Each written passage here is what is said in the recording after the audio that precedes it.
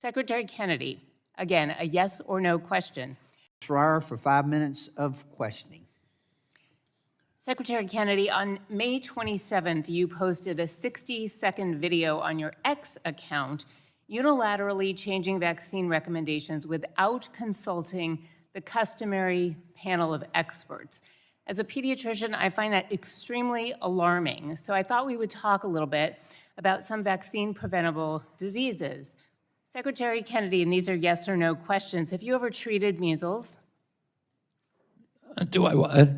Have you ever treated measles? No. Well, I have. Let me tell you how miserable it is. These kids have high fevers, struggling to breathe, and they are crying. They suffer. Great news is that there is a vaccine to prevent it. Secretary Kennedy, again, a yes or no question. Have you ever treated bacterial meningitis? No. Well, I have. These babies are so sick. They come into the ER with high fevers, they are floppy, and we have to figure out why. Do you know how we figure out if a baby has meningitis? Excuse me? Do you know how we figure out if a baby has spinal meningitis? How many babies? I'm going to explain how we figure out and determine if a baby has meningitis. Okay. We insert a needle between vertebrae until the fluid that surrounds the spinal cord drips out into a test tube. It's called a spinal tap. We used to do lots of them. Fortunately, we don't have to do very many of these anymore because we have 3 vaccines that prevent childhood meningitis. These are miracles. Secretary Kennedy, yes or no, have you ever treated pertussis or whooping cough? No, I've had it.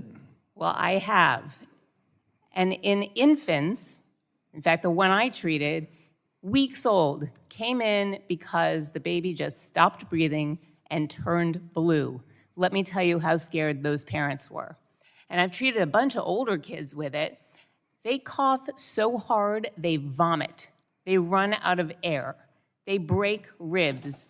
And if you don't catch it before 2 weeks, antibiotics don't even work. They cough for months with broken ribs, and that is why it is called a 100-day cough. But you know what's great? There's a vaccine that prevents this. Of course, here's the thing. Vaccines only work if you actually give them.